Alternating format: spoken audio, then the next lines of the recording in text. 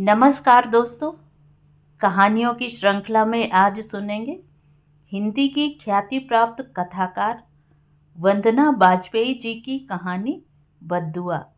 तो आइए सुनते हैं कहानी। आज शाम जल्दी घर जाकर नीरज अपनी पत्नी मेघा व 2 साल के बेटे मयंक को सरप्राइज देना चाहता है। काम में व्यस्त जिंदगी में जब जब वो यूं अचानक से जल्दी पहुंचा है, मेघा की आंखों की चमक ने उसकी जिंदगी के प्रति उत्साह को कई गुना बढ़ा दिया है। इसीलिए वो बीच बीच में ऐसे सरप्राइज दे दिया करता है जो उन दोनों के लिए कई दिनों तक टॉनिक का काम करते हैं। साथ साथ कुछ हसीन पल जी लेने की ख्वाहिश में वो घर आते समय मेघा के लिए गजरे और मयंक के लिए चॉकलेट लाना नहीं भूला। उसको उम्मीद है कि मेघा उसे जल्दी आया देखकर खुशी से चहक उठेगी और उसके सीने से लग जाएगी। फिर वो अपनी जेब से गजरा निकालकर मेरे गुलाब के ऊपर बेला कहते हुए उसके लंबे खुले बालों में लपेटने की असफल कोशिश करेगा। रहने दीजिए, आपसे नहीं होगा, कहकर खिलखिलाते हुए मेघा गजरा उसके हाथ से ले लेगी। पर 3 बार घंटी बजाने के बाद भी दरवाजा मेघा ने नहीं, आरती ने खोला। आरती को देखकर उसका चेहरा उतर गया। गजरे के लिए जेब में घुसाया हुआ हाथ धीरे से बाहर निकाल लिया। आरती उनके यहाँ सफाई बर्तन का काम करती है। उसको जल्दी आया देखकर वो भी ठिठकी। फिर उसकी प्रश्नवाचक निगाहों को भांपते हुए बेडरूम की ओर इशारा करते हुए बोली, मेम साहब उस कमरे में हैं। वो सीधे बेडरूम की ओर बढ़ गया। मेघा यूट्यूब पर किसी आध्यात्मिक चैनल का प्रवचन सुन रही थी। वो प्रवचन में इतना डूबी हुई थी कि उसने उसको देखा ही नहीं। जब से पड़ोस में त्रिपाठी जी रहने आए हैं, तब से ही उनकी पत्नी ने उसे लोक परलोक सुनने की आदत लगा दी है। कितनी बार उसे भी बताती रही है, ब्लैक बॉल व्हाइट बॉल के फलसफे को, ये जन्म वो जन्म, पाप और पुण्य। पर उसकी अरुचि देखकर अब उसने बताना छोड़ दिया है। जानती है उसे, वो बदला लेकर न्याय करने में विश्वास करता है, क्षमा उसके शब्दकोश में नहीं। कितनी बार उसने समझाया भी है कि ये लोक परलोक कुछ नहीं होता। अपराधी या गलत कहने करने वाले को दंड मिले तो अपराध कम होंगे, ना कि क्षमा कर देने से। हम अपना कर्म ईमानदारी से करें, इसके अतिरिक्त कोई दर्शन उसके गले के नीचे नहीं उतरता था। शुरू शुरू में मेघा तर्क करती थी, पर अब नहीं करती। उसका मन रखने के लिए कह भी देती है कि अब मैंने देखना ही छोड़ दिया। पर आज सच सामने था। उसको मेघा के झूठ से नाराज होना चाहिए था, पर वो आज की शाम बर्बाद करना नहीं चाहता था। इसलिए हौले कदमों से मेघा की तरफ बढ़ने लगा। उसके कानों में प्रवचन की आवाजें पड़ने लगीं, वही क्षमा करने वाली। एक एक कदम आगे बढ़ाते हुए उसके मूड का मीटर पॉजिटिव से नेगेटिव की ओर बढ़ने लगा। उसको खुद पर काबू करना मुश्किल लगने लगा और ना चाहते हुए भी उसका पारा 7वें आसमान पर पहुंच गया। मेघा, वो जोर से चिल्लाया। कितनी बार कहा है, मैं अपराधी को कठोर दंड देने में विश्वास करता हूँ। ये क्षमा वाले शब्द मेरे कानों में जहर की तरह चुभते हैं। तुम ऐसा इसलिए देख पाती हो क्योंकि तुमने मेरी तरह किसी की गलती के दंड को तिल तिल करके नहीं भोगा है। अपमान, निराशा और तकलीफ का जीवन क्या होता है, ये मैं जानता हूँ। मेरे जीवन का उद्देश्य ही यही है कि एक बार मैं उन सब का बदला ले सकूं। एक बार उसे तिल तिल करके मरते हुए देखूं, उसकी आंखों में याचना की भीख देखूं और वैसे ही हंसूं जैसे वो हंसा था। चीख चीख कर कहूं, देख देख, मैंने अपने अपमान का बदला ले लिया है। खैर, उसने तो रिश्ता ही नहीं रखा, पर आश्चर्य ये है कि मेरी पत्नी होकर भी तुम मेरे दर्द को नहीं समझती। कहते हुए नीरज के आक्रोश के शब्द दर्द की नमी से भीग गए। सॉरी, मुझे माफ कर दीजिए। मेरा इरादा आपका दिल दुखाने का नहीं था, मेघा ने उसका हाथ पकड़ते हुए कहा। पर अब उसके खुले हुए रेशमी बाल, नीली साड़ी, बड़ी बड़ी कजरारी आंखें उसे आकर्षित न कर सकीं। पापा पापा कहकर ताली बजाता हुआ नन्हा मयंक भी उसको 30 साल पुराने दर्द से खींचकर नहीं ला पाया। चॉकलेट और गजरे को बिस्तर पर पटकते हुए वो स्टडी रूम की ओर बढ़ गया। आज उसके घाव एक बार फिर छिल गए थे और उन पर मरहम पट्टी के लिए उसे एकांत की दरकार थी। मेघा सहमे हुए मयंक को गोद में उठाकर दुलारने लगी। वो जानती थी कि आज रात नीरज खाना भी नहीं खाएगा। अंदर से लॉक हुए स्टडी रूम के दरवाजे के बाहर उसकी सिसकियां नीरज पर कोई असर नहीं करेंगी। सुबह तक खुद को संयत कर वो खुद ही बाहर निकलेगा। मेघा जानती है कि नीरज का दिल बहुत साफ है। शादी के बाद उसने उसको किसी चीज के लिए नहीं रोका, परंतु क्षमा शब्द से उसको नफरत है। इसीलिए वो उसको इन वीडियोस को देखने से मना करता है। उसके घाव कुरेद जाते हैं। उसका इतना प्यार भी नीरज की नफरत की आग को ठंडा नहीं कर पाया है। इधर नीरज स्टडी रूम में हमेशा की तरह माँ की तस्वीर हाथ में लेकर काउच पर लेट गया। स्टडी रूम में तरह तरह की किताबें हैं जो नीरज कभी नहीं पढ़ता। वो डिपार्टमेंट मेघा के हवाले है। वो जब भी यहाँ आता है तो बस माँ की तस्वीर को पढ़ता है। न जाने कितने अनुत्तरित सवालों से जूझता है और इस इम्तिहान में खुद को अनुत्तीर्ण घोषित कर माँ से एक और मौका देने की बात कहे, फिर एक ख्वाब बुनने लगता है जब वो अन्यायी को दंड देकर इस परीक्षा में पास होगा। आज माँ की तस्वीर फिर उसके हाथ में है। झरते आंसुओं के साथ धुंधली होती तस्वीर के बीच एक बार फिर यादें साफ होती चली जा रही हैं। इसमें से बहुत कुछ उसने सुना और बहुत कुछ स्वयं भी भोगा है। निम्न मध्यम वर्ग की उसकी माँ से उसके पिता ने प्रेम विवाह किया था। इंजीनियरिंग कॉलेज के ठीक सामने उसके नाना की छोटी सी दुकान थी जिसमें घर के बने लड्डू, पेड़े, गाजर का हलवा आदि बेचा करते थे, जो 4 बेटों और एक बेटी के भरण पोषण के लिए बस गुजारा भर दे पाती थी। बगल की पिज्ज़ा, बर्गर, पेस्ट्री, चॉकलेट की दुकान पर जहाँ भीड़ भिन भिनाया करती, वहीं इस देसी मिठास को चखने इक्का दुक्का लोग ही पहुँचते। ये वो दौर था जब विदेशी कंपनियों के लिए दरवाजे खुले थे। तमाम छोटी बड़ी कंपनियों के साथ विदेशी खान पान भी भारत आया और युवाओं के सर चढ़कर बोलने लगा। पर नाना जी ने अपना देशीपन नहीं छोड़ा। नानी के बाद माँ ही ये सब बनाने लगी थी और कभी कभी अपने पिता की दुकान पर बैठ भी जाती। वहीं उसके पिता से उनकी मुलाकात हुई थी। माँ भी पिताजी को कुछ कुछ पसंद करने लगी। प्यार के अंकुर फूटने शुरू ही हुए थे कि पिताजी ने शादी की जिद पकड़ ली। नाना जी सहर्ष राजी हो गए। मुश्किल थी हरिहर नाथ उर्फ दादाजी को समझाना। खानदानी रईस होते हुए भी बिना दान दहेज के मामूली परिवार की लड़की पसंद नहीं थी। उन्होंने बहुत कोशिश की कि ये शादी ना हो, पर पिताजी के आगे उनकी एक ना चली। एक सादे समारोह में शादी के बाद माँ उस घर में बहू बन के चली तो गई, पर बहू के रूप में स्वीकार नहीं की गई। घर की तीनों बड़ी बहुओं ने तो जैसे उन्हें अछूत ही घोषित कर दिया था। दादी और दादाजी हर वक्त दहेज और लड़के को फंसा लिया के ताने देते रहते। आए गए के सामने भी कहते रहते, पता नहीं हैदराबाद में शादी की भी है या नहीं, या हमारी छाती पर यूं ही मूंग दलने के लिए उठा लाया है। आहत माँ के घावों पर पिताजी का प्रेम मलहम की तरह काम करता था, पर वक्त को कुछ और ही मंजूर था।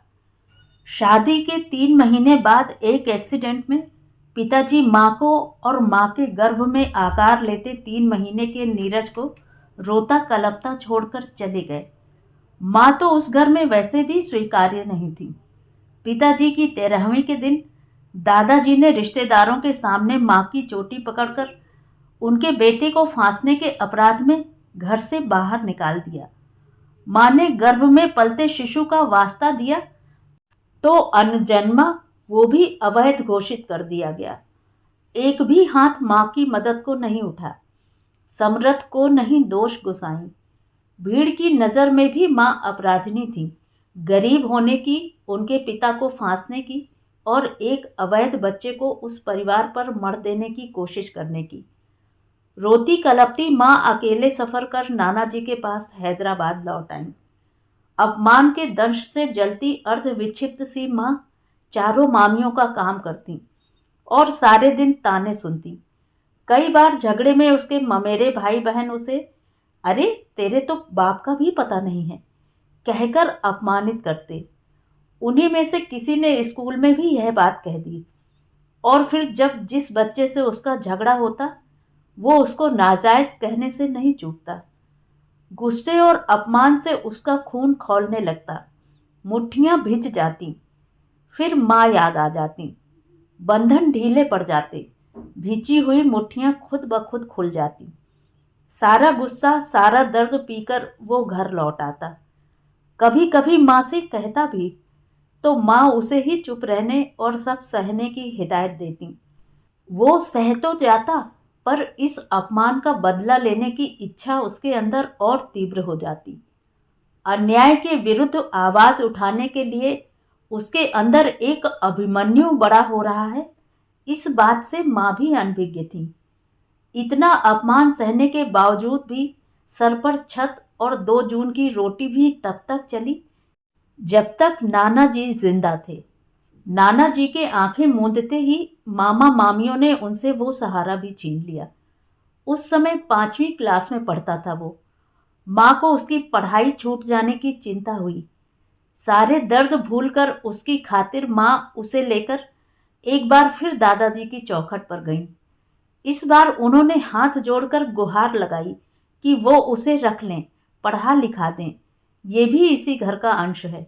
वो पलटकर कभी नहीं आएंगी, भले ही भीख मांगकर अपनी जिंदगी काट लें। उनके शब्द आज भी उसके कानों में बजते हैं, जब उन्होंने चिल्लाकर माँ से कहा था, चुप कर बदतमीज, मेरे बेटे को फंसाकर मार डाला। न जाने कौन से ग्रह बैठे थे तेरी कुंडली में कि आते ही खा गई। अभी भी चैन नहीं है। ये गंदा खून मेरे सर पर थोपने आई है। ले जा इस पाप की औलाद को यहां से, ये मेरा पोता नहीं है। न जाने कहां से उसकी नन्ही मुट्ठियों में उस समय इतनी ताकत आ गई थी कि उनका हाथ बाहों में पकड़कर झकझोरते हुए जोर से चिल्लाया था वो, हरिहर नाथ, तू मेरी माँ का इस तरह अपमान नहीं कर सकता। ना तू मेरा दादा ही हो सकता है। थूकता हूं ऐसे खानदान पर। जा रहा हूं अपनी माँ को लेकर। वो अपनी माँ को लेकर घर के बाहर निकलने लगा। पीछे उनकी विद्रूप सी हंसी उसका पीछा करती रही।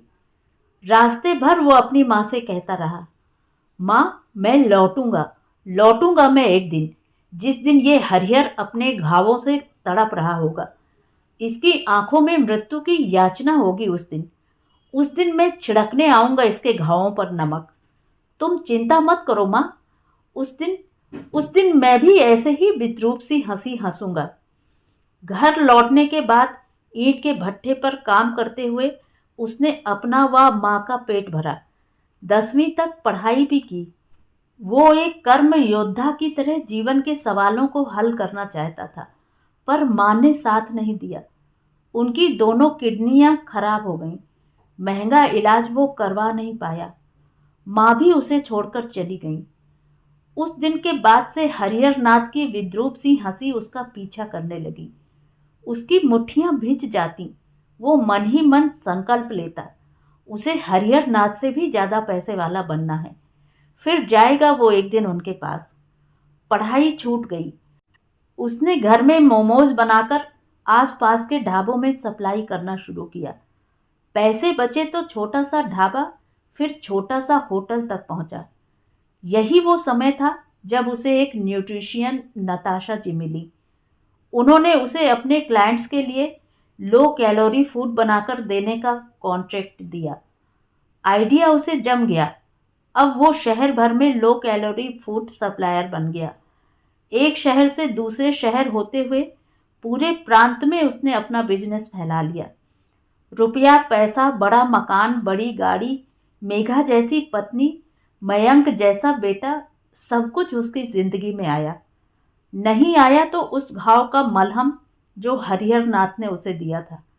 ना ही खत्म हुई उसको तिल तिल मरते देखने की इच्छा।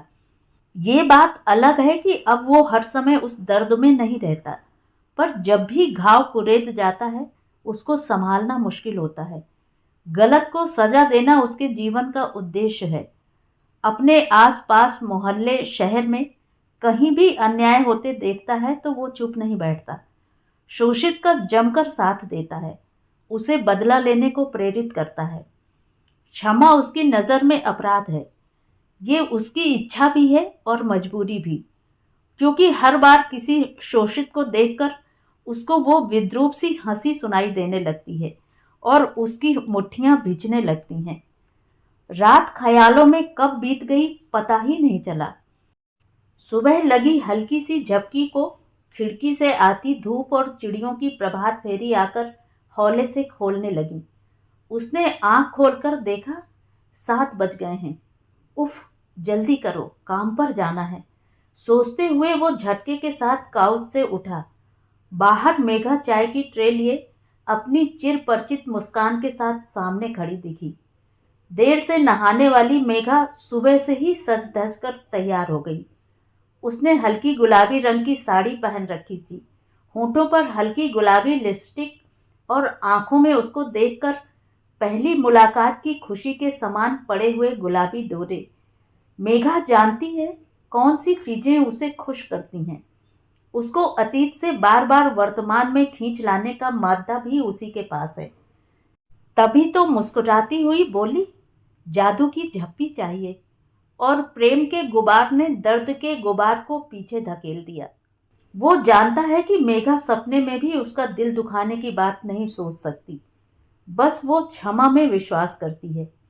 वो ही अपने अतीत के दर्द को गाहे बगाहे उसके ऊपर लाद देता है। उसे कल उस पर जोर से बोलने का पछतावा भी है।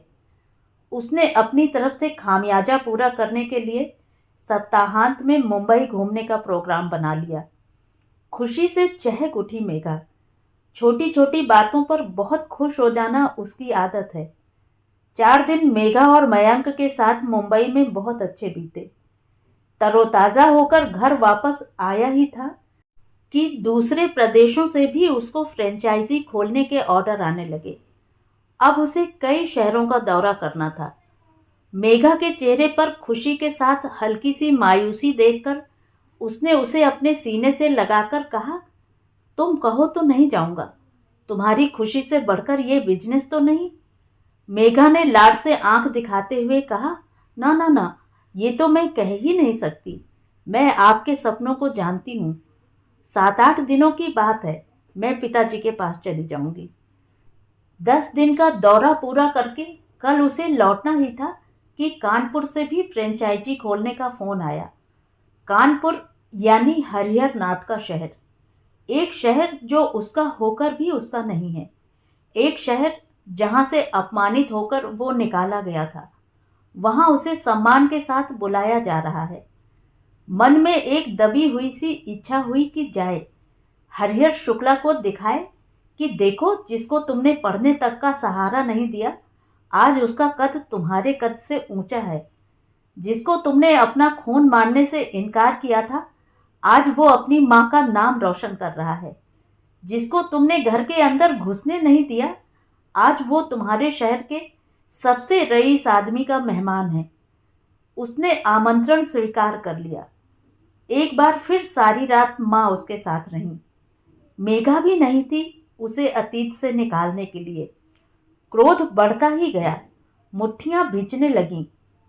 खूब खरी खोटी सुनाने की भावना उसके कदम पुराने कानपुर के बड़े बड़े अहातों की ओर ले जाने लगी।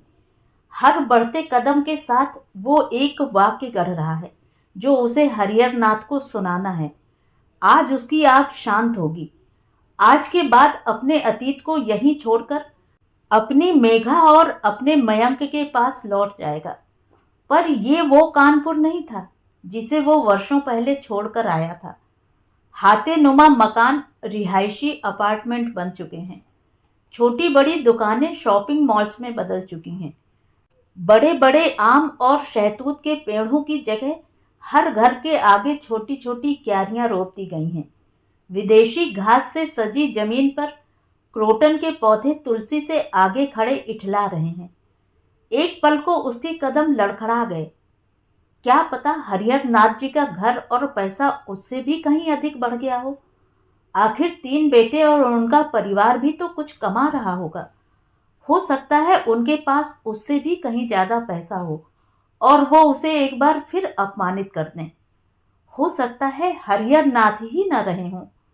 लौट जाओ नीरज, लौट जाओ। अब की टूटे तो तुम्हें कौन संभालेगा। आखिर मेघा और मयंक का क्या कसूर है जो तुम उन्हें फिर से दर्द में डाल दोगे। बड़ी मुश्किल से जिंदगी सुधरी है, खुद ही उसमें आग न लगाओ। हर बढ़ते कदम पर मन उसे संभावित खतरे की तरफ आगाह करते हुए बार बार पीछे खींच रहा था और चेतना बिना प्रयास उसे आगे धकेल रही थी। आखिरकार उसने अपने को ठीक उस घर के सामने पाया जिस पर लिखा था A227/37।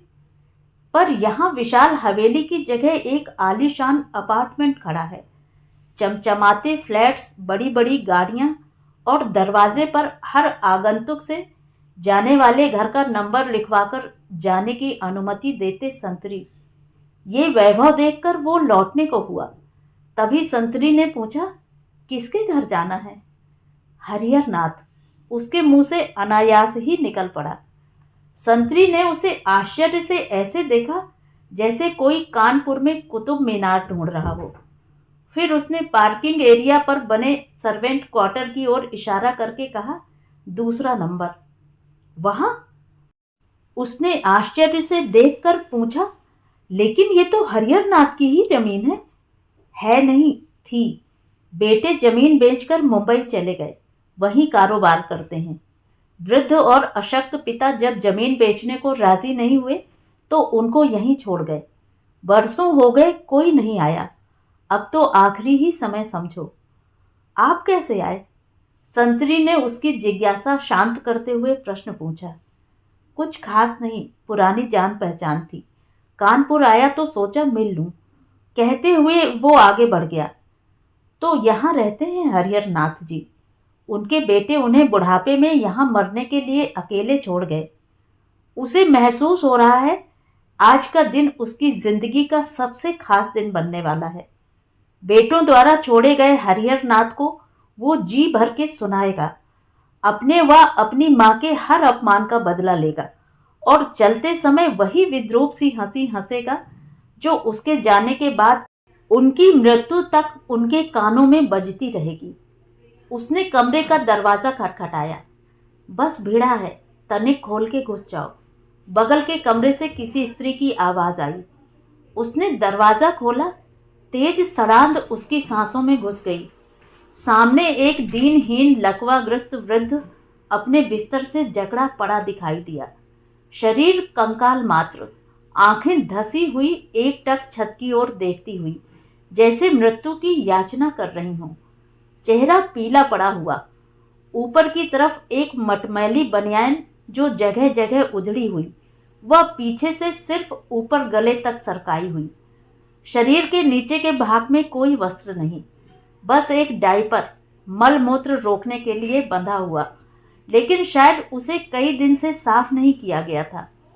बिस्तर गीला और मल कुछ सूखा कुछ गीला उसके चारों ओर सना हुआ। पीठ पर बड़े बड़े बेड सोर जिनके घावों से मवाद रिश्ता हुआ। उफ! उसने वृद्ध से हटाकर कमरे पर नजर डाली। कमरे में एक बिस्तर, एक अलमारी और एक छोटी टेबल। टेबल पर कुछ अधखाया दाल चावल जिस पर भिनभिनाती हुई मक्खियां। उसे अपने कहे शब्द याद आ गए। माँ, मैं लौटूंगा एक दिन, जिस दिन ये हरिहर अपने घावों से तड़प रहा होगा।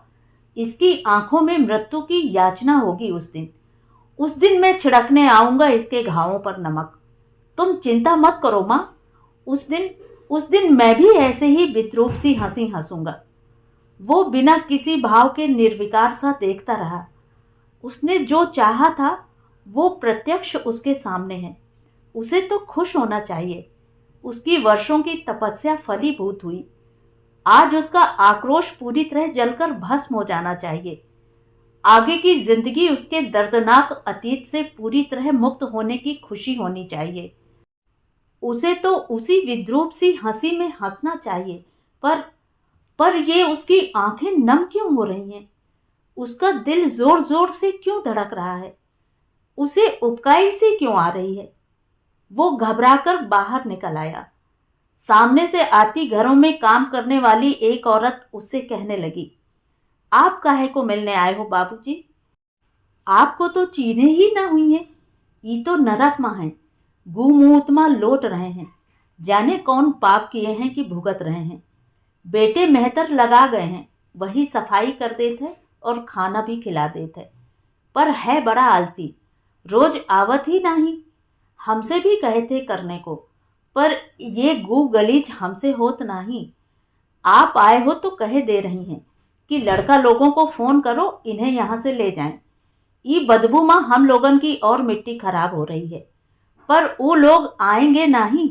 बुढ़ापा माँ पैसा कौड़ी पास न हो, शरीर साथ न देवे तो खून भी अपना रंग दिखा ही देते। कहकर वो चली गई, उसको उसकी छटपटाहट के साथ अनुत्तरित छोड़कर। वह भी लौट रहा है, मन में कुछ खौल सा रहा है, उसके कदम भारी हो रहे हैं।